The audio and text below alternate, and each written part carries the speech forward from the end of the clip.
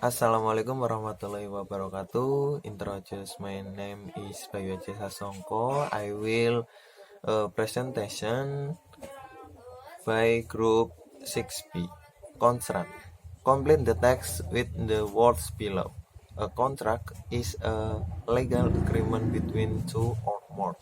Every contract contains different conditions which state what each side must do.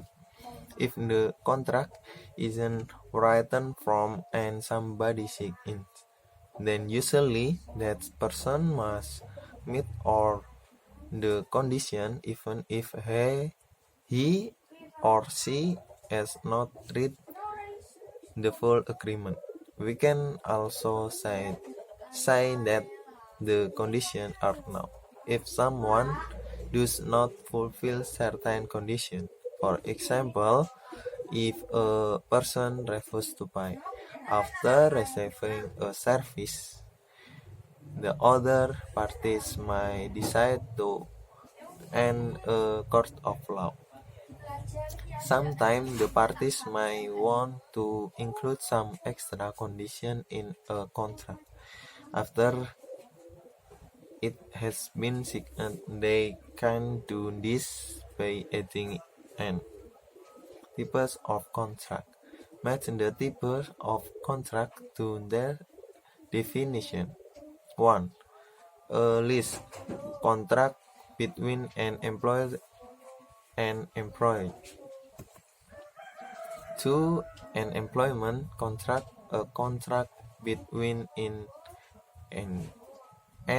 insurance company and a person who pays for the insurance.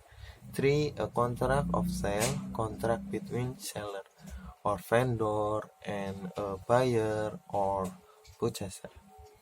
4.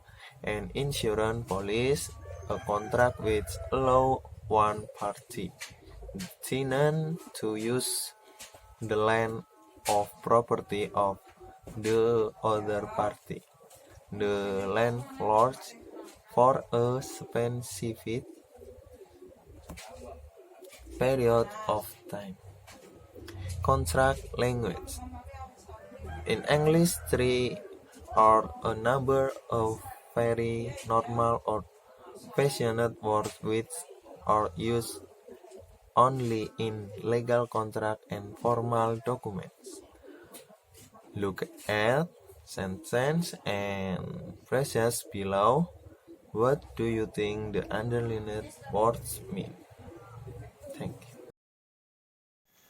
5 tips for reading a business contract. How to read a contract to avoid problems later. You are handed a business contract and told sign here.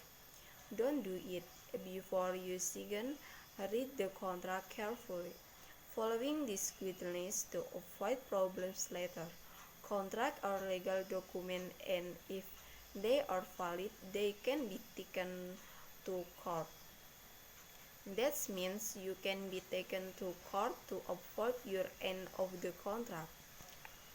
Whether it is a real estate contract, business sale agreement, employment contract, or contract between you and a customer or vendor, you can use these guidelines. What all contracts must have. In addition to the element that makes a contract valid, inferable in court, all contracts must be clearly stated. As much as possible, both parties should agree on what is being said. Express the agreement. After you have agreed verbally, the contract should state the agreement. Be complete.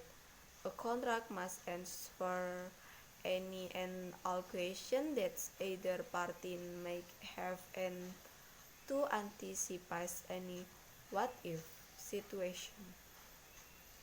Must always for contract arise for contract that are not clear and complete and that don't express the agreement as it was understood by the parties.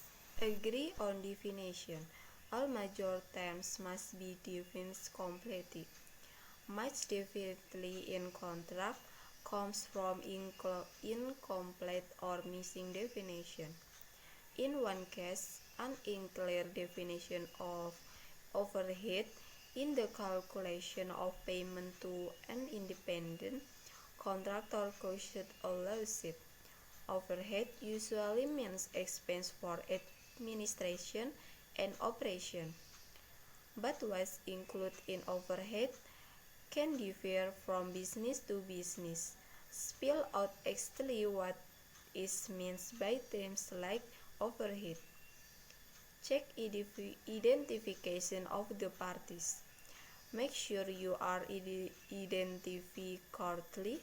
In most cases, it should be your business that's entering into the contract, not you personally. If your business has subsidiaries or is part of holding company, make sure that this is not. Also, check the identity of the other party. Is this who you Assumptions are really the most difficult part of any contract. You read a contract that includes a section on how the value of property is determined.